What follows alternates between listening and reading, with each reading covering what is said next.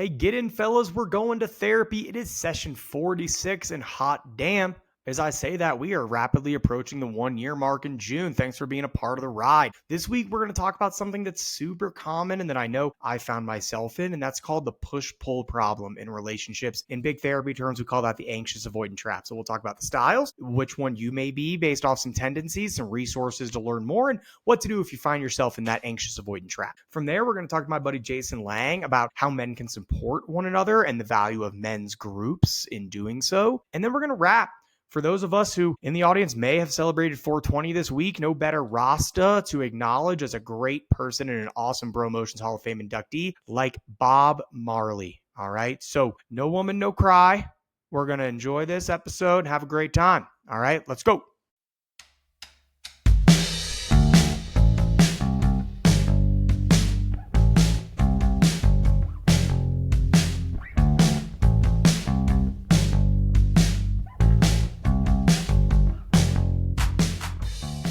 All right, what's up, fellas? This week we're diving into a relationship dynamic that can feel like a total mind fuck, and that is the push-pull problem, the anxious avoidant trap, as we would use in big boy words. So if you've ever felt like you've been caught in a cycle where you're chasing someone, and the more you chase, the more they run away, super into you the next minute, ice cold, that's the kind of trap we're talking about. This push-pull problem is super common, and it's rooted in attachment styles. So that's where that anxious avoidant term comes from. Attachment simply is our level of ability to trust people, trust in our safety in the world around us, and feel secure in ourselves and our relationships. It's basically your environment growing up, guys. So early childhood experiences, as we'll talk about here, kind of help determine your attachment style. So anxious, avoidant, and secure. All right. So those are the things to think about so far. So we've all got a style. And when anxious styles, that's the push, that's the clingy person, get mixed up with the avoidant style, the independent type, that creates this anxious avoidant trap. So let's break down the anxious side first. Guys with an anxious attachment style really crave closeness and reassurance. Might worry a lot about what their partner thinks. They're going to worry a lot about whether their partner truly loves them, whether they're going to bail and be abandoned. They can be very attentive, but unfortunately, sometimes that looks like clinginess. You're checking in, you're needing validation. And in that push-pull relationship, like we're talking about, they're the ones doing the chasing. How does one become anxious? Again, comes from childhood experiences. So where their emotional needs were not constantly met. So as adults, they're always trying to get those needs met, earn that love, earn that affection, make sure they can feel safe and secure, as this was not properly modeled for them growing up. So this fuels that anxious avoidant trap. Again, this is the person that's pushing, while the other person, if they're avoidant, will start to pull away. So let's talk about that avoidant person, and that dude is the opposite. This avoidant guy is a bit more stereotypical to how we think about men, though again, this is not gender specific. He values his independence. So we can say this is independent, this is the pull away guy, and can be seriously uncomfortable with intimacy. Hence, again, this is what's associated most often with men. Guy might seem emotionally distant, shut down when things get intense, or may even push their partner away. This is the pull away. Again, in this push-pull dance, he's trying to avoid getting trapped. In those childhood terms, this is where a person had messaged to them either directly or by the responses of the environment around them to be super self-reliant. I don't want to depend on other people. And as a result, they learn to suppress their emotions. Why would I share with anybody? Why does anyone need to know those things about me? What's the point of all that? Hence our desire on this show to get people to share more often, because this is what it sets us up for, this style that doesn't lend to healthy relationships. So this avoidant person is protecting themselves because they've had messaged for them. Emotions do not have a role in these relationships, that close, intimate connections are not valuable. So these two styles, they set the stage for the push-pull problem or this anxious avoidant trap. What happens? Again, when you throw these two styles in a blender, I've been alluding to it, it's that the anxious person's need for closeness triggers that avoidance person's fear of being trapped, being smothered, being swallowed, is what it feels like for them. So they start to pull away. creating that push-pull dynamic right from the start. So then the anxious person, they're like, oh, no, you're leaving me, you're abandoning me. So they pursue even harder. Then the avoidant person pushes further away, and that is the cycle that we end up in. This is the dance we do. And unfortunately, guys, I'm sure every person in this audience can think of a couple that they've known like this, or that we've been in one themselves. I know that when I, before therapy and earlier in my life, I was really avoidant, and I know it frustrated women I've dated who were looking for me to open up and found themselves in a no-win scenario. This dance, when one person's reaching and the other person's retreating, both people end up feeling hurt and misunderstood. The anxious person starts to feel abandoned. The avoidant person, again, feels suffocated, and it just feeds in cycles and cycles. We've all been in situations where we've been with a group of friends, and let's say the male is anxious for the sake of understanding that it can be both. You're with your guy, he keeps calling his girl, and you're his girlfriend's just trying to have a night out with her friends and just trying to enjoy herself. And he's like, I need to check on her. She's going to be cheating. She's going to be with another guy. I know those girls, they're going to be out at the club, right? Bro, big deep breath. If this is a relationship worth having, you're going to trust her. You're going to rely and have faith in what she's saying and that you can trust her. And it's kind of awkward for everybody when you're in this dynamic and when you're watching it play out. The good news is that this cycle can be broken. It takes self-awareness though, gents, and that is something that we got to work on. Understanding our own attachment style and how it contributes to this dynamic in your relationships is the first step. Very, very popular and successful book, Attached, we've referred to on this show, is great.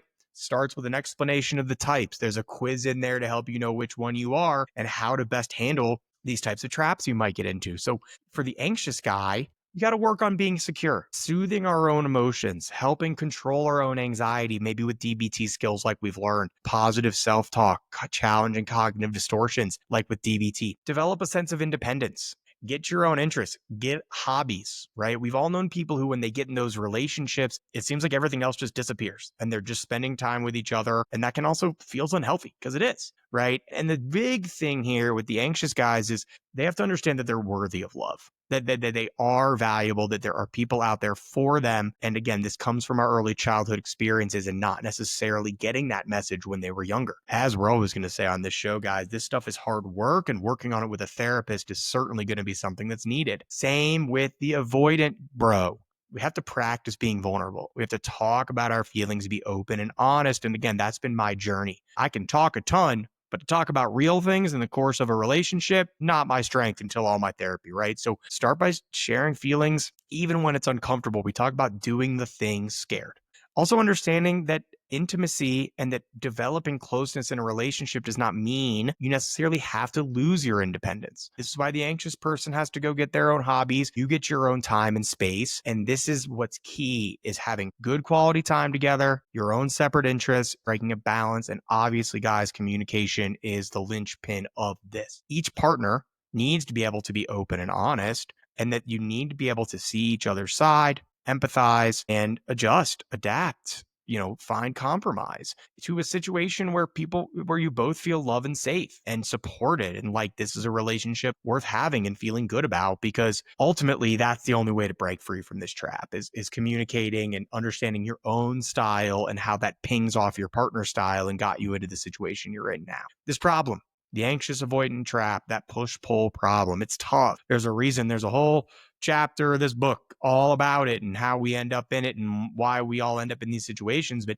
it's not a life sentence. Plenty of people have good relationships where people's styles tend to be one of these and the other, and they figure it out with growth, learning, communication, and a desire to make it work, to make it healthy and more fulfilling. So if this hits home with either of you guys, you can go back to one of our earlier episodes where we talk about attachment. I have my friend Dr. Aaron Knopf on to get more information, but specifically, might be time to seek an individual therapist and start to tease this stuff out on your own. Maybe a couples therapist if this is a marriage you're in, and trying to really learn and understand that stuff about each other. Because inevitably, figuring this out and being able to navigate it you're going to see this comes up in your work relationships, your friendships, and frankly, your parenthood in terms of how you're interacting with your kids. Guys, it's super important and super common. Don't want anybody to think that just because you have one of these styles and you're not secure doesn't mean you can't get there, because that's the whole point of this therapy thing, right? We're going to slowly dial ourselves up and down until we're in a healthy space that really works for us in our life. Speaking of healthy dudes, I'm going to have on a buddy of mine, Jason Lange, to talk about the power of strength in numbers and how men can best go about supporting one another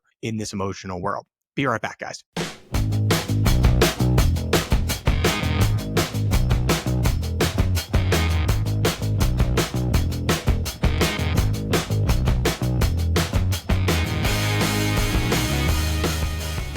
Jason is going to help us debunk something that I messed up in episode 3 when we talked about men's groups being rare in the States. Jason would love to disagree with that, as his life's work is motivating men to join men's group, runs them himself, obviously, and benefited also from them himself tremendously. So we're going to get to hear about men's groups from all angles today with Jason. Introducing our guy, Jason. He is a men's embodiment coach, a group facilitator, and an evolutionary guide. No worries, everybody. This is going to be within your wheelhouse. Don't get scared by words like evolutionary and embodiment. They are normal words. We will be comfortable with them. And he grew up outside Chicago, emotionally constipated Midwestern boys. Then he spent, just like I did, a little time out west, California and Colorado, where he's planted his life here in the northern suburbs of Denver, outside of Boulder. His favorite mindful hobbies are things that you're going to come to learn about today: meditation, breath work, time in nature, and he sprinkles in a little bit of snowboarding. Jason, thanks so much for coming on. Yeah, pumped to be here, Stephen. Thank you for having me.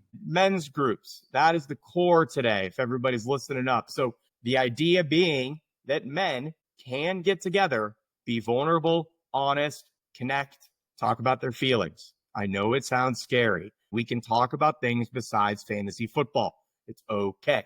Jason, tell us your story and how men's work became so important for you. Yeah, absolutely. So I do have that kind of Midwestern story, in that, I'm a white guy raised in the northwest suburbs of Chicago, kind of lower middle class, had basically all my, survival needs taken care of, like roof over my head. I did not have a volatile household like many men I work with.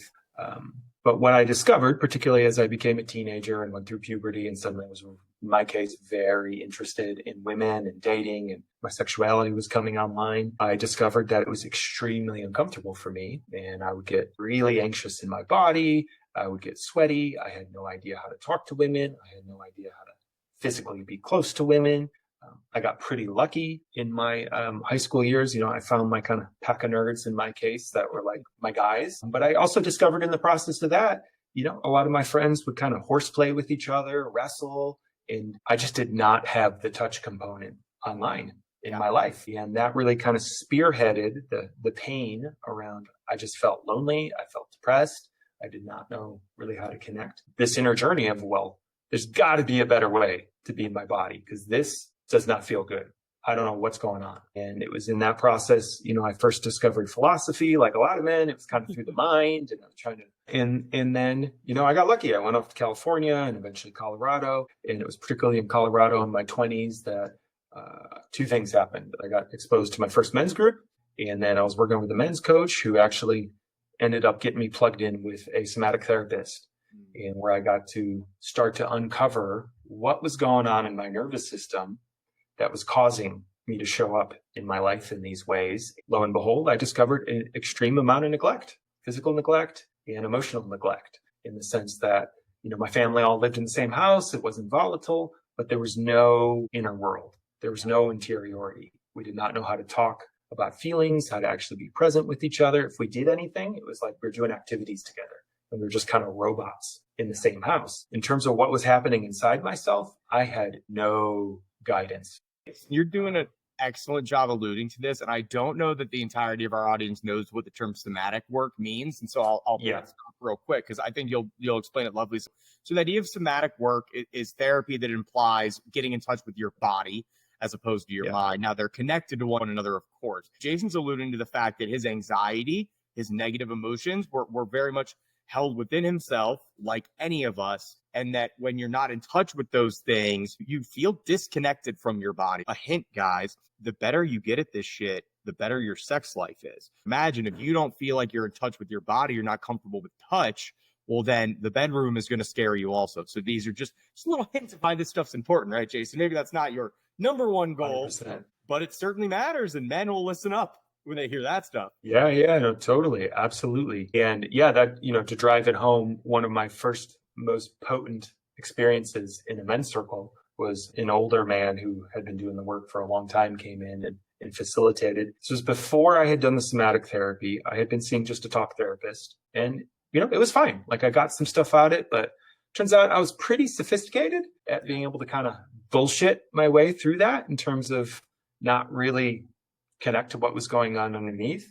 I was working with this guy, and we were doing some work in a group, in a circle, and he led me through a process. And I shit you not, I was like 26 years old. Within 5 minutes, I was on my back on the floor, crying, wailing like a 2-year-old, saying, "Hold me, hold me, hold me."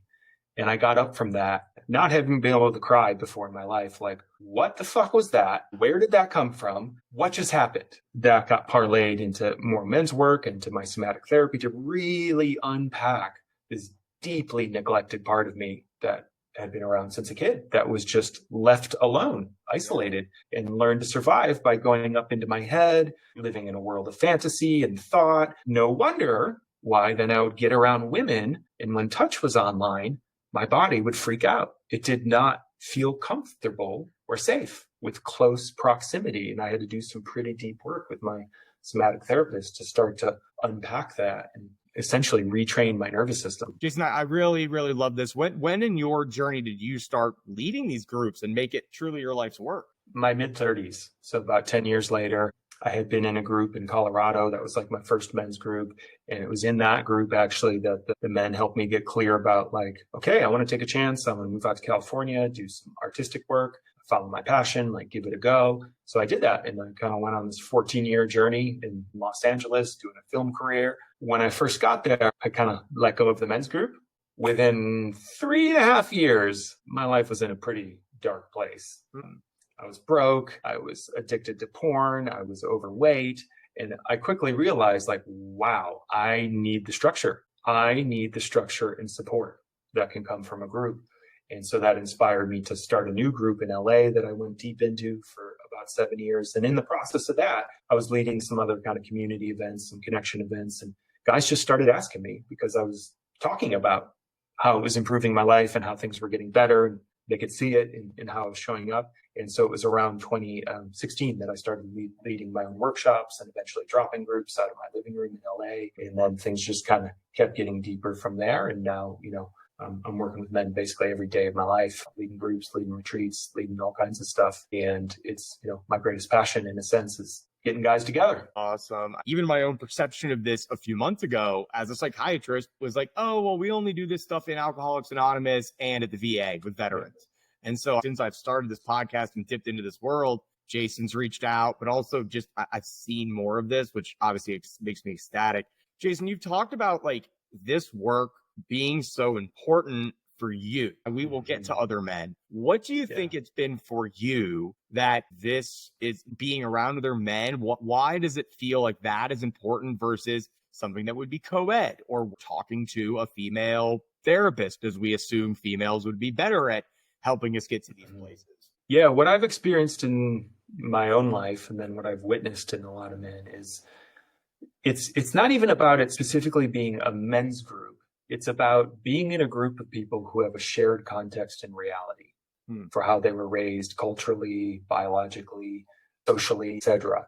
In that there's something that happens in me when I'm just around other men. And the best way I can describe this is it's this thing that so many of us guys crave, which is a space of no demand. Nobody needs anything from us. We don't have to be on. We're not having to provide or have the answers, or we're not even having to look attractive, right? We're not managing anything. There's something that can relax when we're in that shared context with other men who have walked a similar journey to us, even if they don't exactly look like us or from the same background. There are certain cultural things that us men all have to go through, right? And are expected to be tough and don't show vulnerability and don't be weak. And these things that get hammered into us when I'm around other men, all of that just relaxes. It's like a big exhale, a big relief. I'm curious what brings men to these groups, because my first thought is, well, still, Jason, you can be around men at the bar and you're all competing for women, or you can be around men in recreational sports and you're all competing to be tough. So I do think there's something that you have to show up with, like a dropped defense and openness and willingness to go there. Yeah, absolutely. So, I mean, this is beautiful. Most men in our culture were taught to relate via triangulation, which means me and you learn to bond and create connection by having our attention on a third thing. Sports game, an activity, talking about women, talking about work. So we bond by having our shared attention on this third thing, which there's a time and place for that. That's great and it's awesome and it can be super fun. But what it doesn't do often is promote us having our attention on each other. And so we can be out, going out with our guys to the bar or playing a sports game. And I work with guys like this all the time now. And yet inside we feel desperately alone. That I'm holding so much. My wife wants to leave me. I might be about to lose my job. I got a medical diagnosis and these guys might not know it, right? So I'm with them, but inside I'm suffering and I'm alone. So a men's group in a big way is about turning the attention onto each other. Hey, what is happening for you right now? What are you feeling inside? What's going on in your life? What's stressing you out? What are you wanting to move towards? Turns out, in my experience, once men are put in a space like that and it's safe and there's a container, they have so much to share and let go of that they've been holding on inside. Sometimes for guys I work with for, 30, 40 years of their life, they've never told anybody. And it has a cost on our mental health, on our emotional health, on our physical health, particularly as you get kind of more to our age. We come in, we got a certain amount of credit on the card that we can just keep charging in our 20s and 30s. Yeah, just gonna keep partying, keep going, working harder. I got this. And then you start to hit your 40s and the bills come due of like, wow, whatever it is you're holding in your nervous system adds up. We start to hit health challenges, mental health challenges, autoimmune disorders. Energy management becomes so huge for men in our 40s, 50s, and beyond. And there's a direct correlation often to how much we're holding inside. That it's like literally a weight we carry as men. And so for me, getting around a group of men, suddenly we can exhale and we can share just like how hard it is or what's been going on. And there's an incredible space and a very unique texture, I would say, Stephen, to masculine love, which is this love of, I don't need anything from you. All I want is the best for you. Yeah. And so, and I also call this kind of something that sometimes surprises guys, but I think most men I know, whether they're conscious of it or not, have this deep craving for what I call the kind of spinach in the teeth relationships of someone who will look them in the eye and be like, hey man, nobody's told you, but you have like spinach in your teeth right now. And they're like, oh, I'm so embarrassed, but wow, thank you for telling me. And men's groups can provide that type of feedback, which is, hey man, I love you. We think we communicate direct. Oh, women are passive aggressive. Men, we just suck at it. So it's not passive communication. It's not aggressive. It's not passive aggressive. It's just nothing. Literally nothing. We just don't communicate. Like the guy comes back and says that his buddy and their girlfriend broke up. Well, why? What happened? I don't know. Wait. This is your best friend. You just talked for an hour. Well, yeah, we ended up talking about fantasy football because I didn't want to make him feel bad by talking about the breakup. And the woman's just like, are you kidding me? Like, that's not, And so men will just avoid that shit in general. Like, that's the baseline. Yeah. So I do feel like, Jason, you talked about being able to cry. I affectionately say that I was not able to cry until age 30. And now I cry all the time, positive, negative, relieved, vulnerable, stressed. And there's power to that. So Jason was introducing me to a concept that it's a different name, but a similar concept to what we've talked about in this show, the man box. Want to touch on that, Jason? Yeah, so the man box was kind of popularized by this guy, Tony Porter, back like 20 or 30 years ago. And the idea of the man box is it's the set of kind of cultural conditions that we're expected to literally check off the check boxes for. And as long as we do that, we fit in the box. If we don't fit in the box. So you're considered a man or you're not. And it's pretty wild. They've done some actual research there, which was kind of mind-blowing to me. They polled both men and women. Simple question. What marks the transition from a girl to a woman? And what marks the transition from a boy to a man? Both men and women. I'm not saying this is right, but this is just where our culture is at. both men and women, when it came to girls, they pointed to biology. Yeah. She has her menstrual cycle. She's developed breasts. She's come into her full womanhood. That makes her a woman. Same thing when they ask that for boys. It's not based on biology. It's how he's showing up in his life. Is he taking responsibility? What's he creating in the world?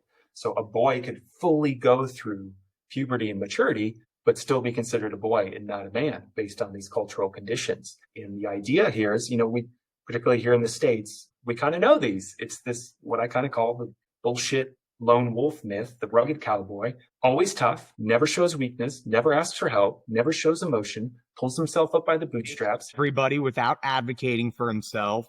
Sorry to interrupt you, Jason. This is the part that I point out to people, that this mentality that we think of as tough and manly is actually a goddamn doormat. You get shit at work. Your football coach makes you feel shitty. You feel inferior because your boss sucks ass and you don't have the balls to say anything. So I get, this is what I get fired about, because even the masculine that we think of is not taught to self-advocate. And that exactly. Right. So I had to hammer that part home.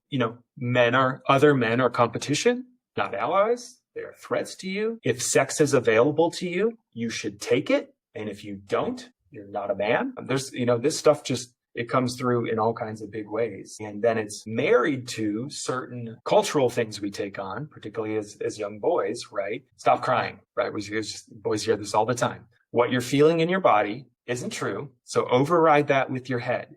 And then we get put into school systems. So we're taught to not show emotions from pretty young age. And most, to a surprising extent, parents will often catch themselves like, oh, wow, I treat my son different than my daughter.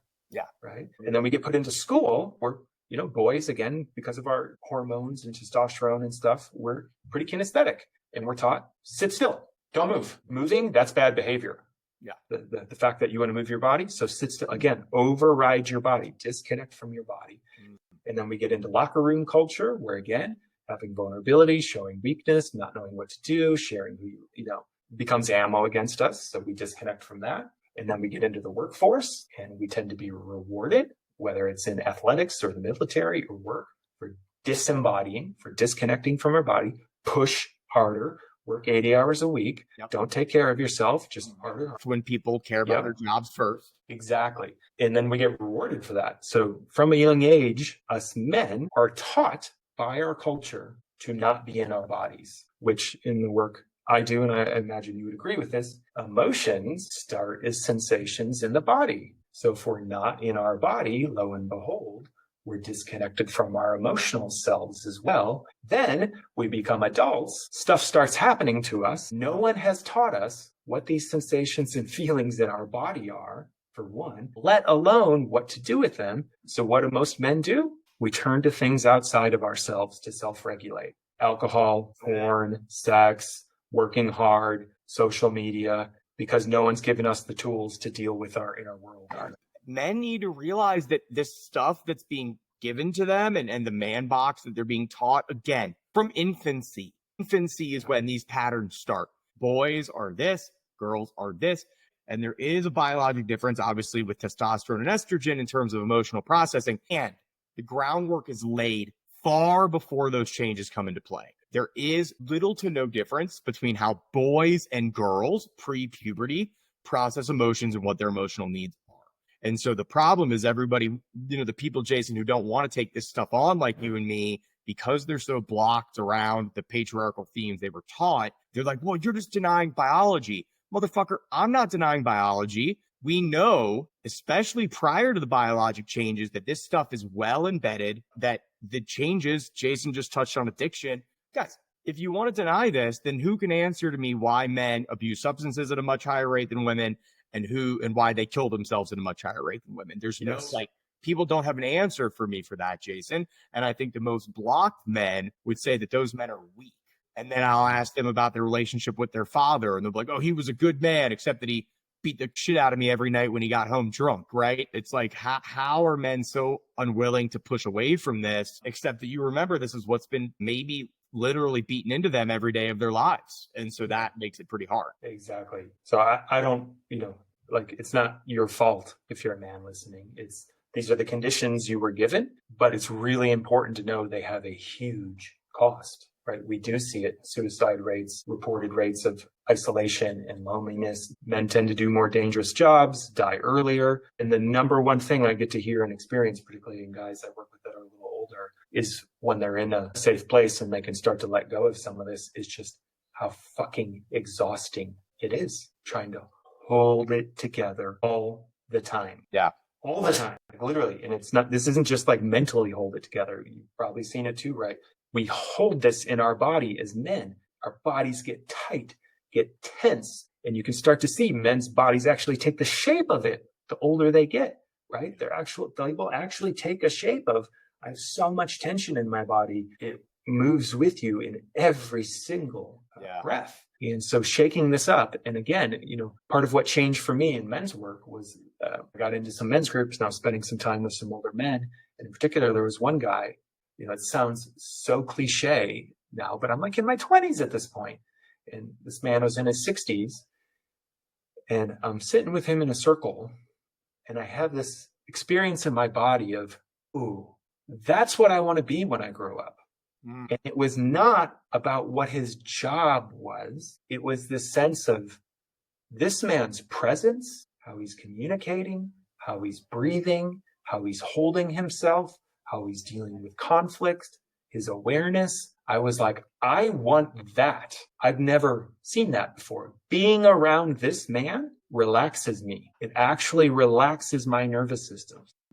Yeah, what's so amazing is how rare that is, Jason. I was just thinking of, I was at a friend's wedding a few months ago, and the father of the bride, it was the best speech I've ever heard in my entire life. And I mean Obama, I mean whatever other amazing speech givers that you think of. And I went up to his son, who I was not close with. I was friends with the groom's side. This was the bride's father. I was like, wow, damn, your dad is just like, that was amazing. And he goes, the word you're looking for is highly therapized. And I was just like, and I just like cracked up because the dad even touched upon like, Devora, I'm so happy that you're getting, Brian, who is so much more of a finished product than I was with your mother, and your life should start so much easier because he has done the work to not have to be burdened by these things. Like he was just up there commanding a crowd, no speech, no nothing, and just speaking honestly, vulnerably about the emotional connection between a couple, which like, think about what father of the bride speeches are that are just like jokey and don't and take care of her and all blah, blah, but like the depth of it. And so I appreciate that, Jason, because I don't know that I had a moment like that even through all my work, maybe until 3 months ago, like at this wedding, to be like, oh, this is what the emotional North Star for men should be, about being the kind of provider that if you and I were to change that word and change basically everything about it, that like both partners in a relationship, gender and sexuality be damned, right? To be able to be open, honest, and vulnerable enough to provide for each other. Yeah. And I think that points to one of the big crises out there right now, that a lot of us men have never had a model of what healthy masculinity is. There's a lot of talk in our culture right now about toxic men, toxic masculinity, what we're not supposed to be. And so a lot of men, by the time they get to me, they're like, I don't know what to do. What am I supposed to be? How am I supposed to be? Like, what's the model here? The beauty of a group, in men's work in particular, is we get to be around other men and get that transmission. And that used to be part of the ritual of moving from a boy to a man. In almost every indigenous culture, there's an actual rite of passage process where we take the boys and we put them with the men so they can start to experience what it's like, so they can experience those grounded, relaxed, present nervous systems. And that's all gone. We do that now. It's just that the men just make the boys feel like shit over and over again until they're good soldiers. But we do that. Yeah. We do that with boot camp, Jason. What do you mean? We do it with football. Exactly. But there's not like intention behind it, right? I'm joking about that. There is intention behind it to shame men into feeling terrible about themselves, just like their dads did to them. Exactly. Yeah. And for some guys, for some lucky guys, the other research I've come across that's really, what's really unique about kind of masculine father energy is the dosage. And what I mean by that is sometimes all it takes is one intervention from a wise, grounded, caring, older masculine role model who just in the moment shows up to you with care and attention and sometimes feedback that can totally change the trajectory of a boy's life. And some people do get that from like a healthier coach or, an uncle or something like that. But a lot of guys never got it. They didn't get it from dad. They didn't get it from their friends. As we talk about this, I can think of like the individual teachers, the individual coaches, the individual professors, like the men who have been that. And it's amazing because it doesn't mean that the rest of them weren't good teachers or didn't want to be good. But the ones who really did break through on that level, I can think of right off the top of my head. Even if in that moment you didn't really understand what it was in space, the validation, the actual trust in you to come up with an answer without being belittled or told you're wrong, and those things, I think for male role models is hopefully less rare, but exceedingly rare, at least in our time's upbringing, right, Jason, that you can remember the handful of men who set that model. And it's, to bring it back to the spinach and the teeth thing, it's that unique texture of, I care about you and love you so much, I'm not going to let you get away with your shit. Yeah. So it's not about shaming in the sense you are a bad person. It's, hey man, how you're treating your girlfriend right now, that's not helping you and that's not helping her. And I know you're better than that, right? So it's this process of calling each other forward. Or if we have a failure or mistake or we mess something up, it's this energy of, okay, well, let's figure it out. Cool, that didn't work how you wanted. So let's make a plan. Let's figure it out. How can we grow? How can we iterate? And so many men are just missing that. Jason uses a process called shadow work that when you hear what it means, it's going to make a lot of sense. So talk about shadow work, Jason. Yeah, shadow work is really, a loose collection of modalities, techniques for surfacing what's in the shadow with us. So we can think about our shadow, right, is any part of ourselves we haven't integrated or haven't seen or disconnected from. So if you think of, like the old Peter Pan cartoons, it's like, try to see your shadow. As soon as you turn and look, it's behind you. So you can't see it, right? You don't see it. What's beautiful about therapy, coaching, men's groups is intimate partnerships. We can often see each other's shadows pretty fast. Hey, do you realize every time you say that, you're actually smiling? You're like, what are you talking about? It's like, whoa, now I see something that I hadn't seen before. But so shadow work is this process of bringing whatever's unconsciously driving us into the light. Yeah. And so this is often tied to early childhood attachment wounding or experiences that, as I say, our nervous system had to learn to build a certain set of defenses to protect us when we're young, right? So we actually build a suit of armor so we can survive. But the problem then is we go out into adulthood, forget we built that suit of armor, and that very suit of armor prevents us from getting what we want as adults because it doesn't let connection in and out. What we actually want, not what we're told we want, what we actually want.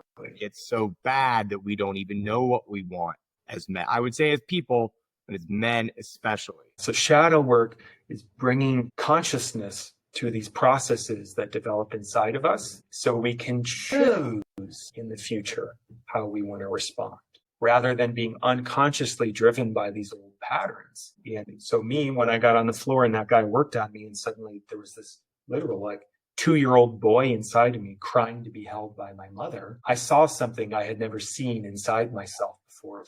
Wow, there is a part of me so desperate for connection from the feminine, wanting it so bad, and I'm terrified of it. Yeah.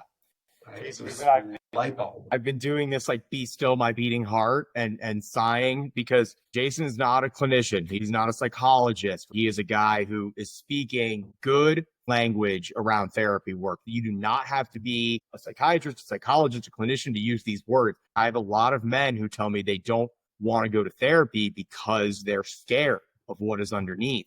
Yes. Maybe it is going to a group like Jason's where you're not by yourself and you're able to talk about that stuff with other men because, again, this is stuff we just need. This is stuff we know. It's in TV, 100%. It's in movies, it's in pop culture. We talk about it just generally. And so that was why my heart was warmed so many times over and over again there. Honestly, Jason, I want to end there. I mean, this has been so great. Guys, I, was cruising Jason's website, which is evolutionary.men. And also his Instagram handles evolutionary men. We'll include all that stuff in the episode description. So how to get a hold of Jason. Does drop-ins, men's groups virtually. And I'll have to figure out when I'm getting up to the Boulder area to come to one of your groups in person. So thank you so much. This ruled, man. I really, really enjoyed talking to you.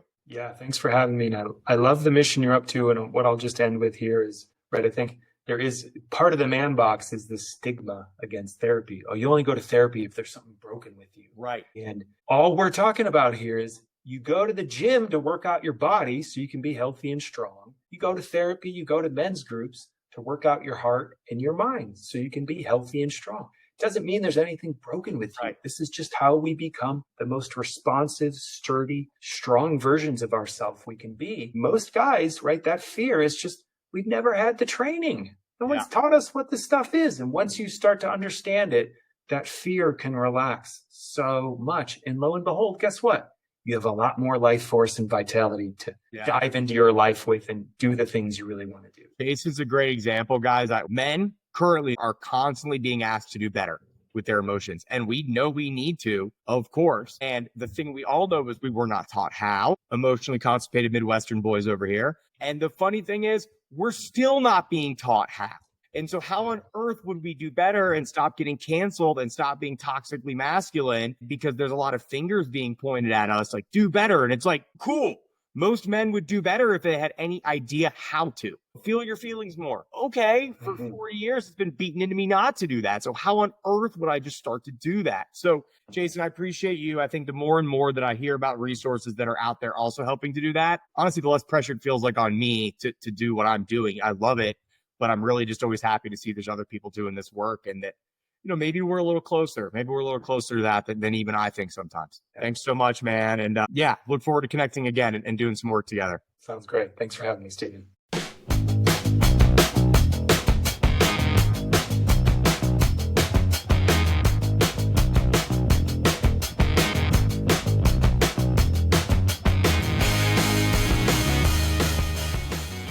Welcome back to the Bromotions Hall of Fame, where we celebrate men who've used their voice and platform to inspire, uplift, and spread messages of positivity, even in the face of adversity. And this week, we're going to honor and celebrate, along with those in our audience who celebrated 420 this past weekend, the world's most famous Rastafarian global icon, whose music transcended borders and message of love and unity continues to resonate, the one and only Bob Marley. So Rob Nesta Marley was born February 6, 1945 in St. Anne's Parish, Jamaica, a more rural part of Jamaica. His mother, Stella, was from St. Anne, and his father, Norval Sinclair Marley, actually a captain in the British Army and a white Jamaican of English descent. So, initially, Bob had grown up in rural Jamaica, experiencing poverty and again, the complex nature of being mixed race. He moved to a trench town, which is a ghetto in Kingston, a much larger city, and experiencing that kind of poverty, as we know, really had a big influence on his worldview, his music, and his desire to advocate and be a huge social justice advocate.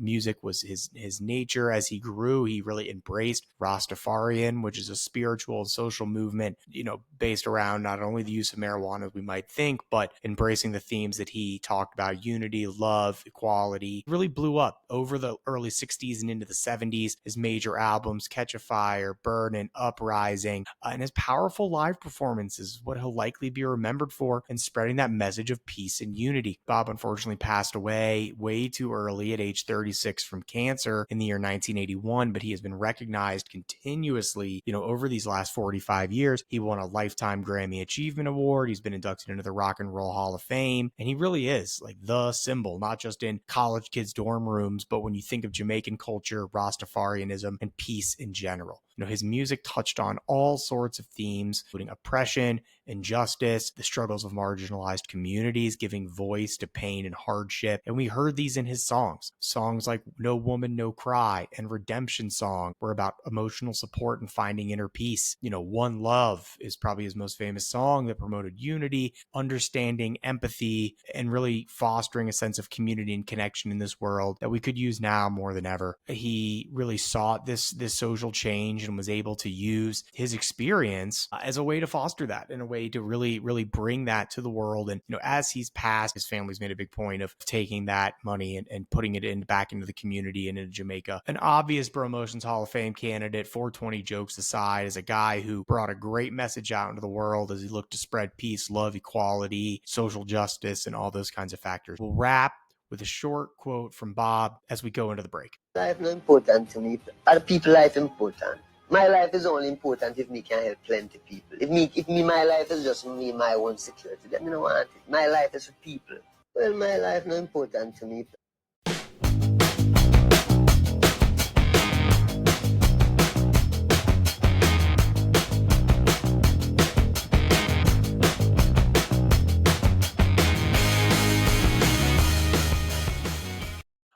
All right, let's wrap with our takeaways for the week and say goodbye. So, starting with that intro on the anxious avoidant trap, educate yourself, improve that self awareness, learn your style. Because, guys, if you're not aware of that kind of stuff, you're going to be doomed to repeat these patterns over and over again. That's the moral of the story. So, the takeaway is learn this stuff, it's coming for you no matter what. All right. Number 2 with Jason is, hey, guys, the best way out is through and supporting each other, not being competitive with one another, not holding all these old biases that we used to, and rallying together and figuring out how to become the best men that we can be in today's world. And 3, to honor our boy Bob Marley, we'll wrap in the only way I know how, which is, let's say, one love, one heart. Let's get together and feel all right. Sounds like a kinder, gentler world to me. We'll see y'all next week.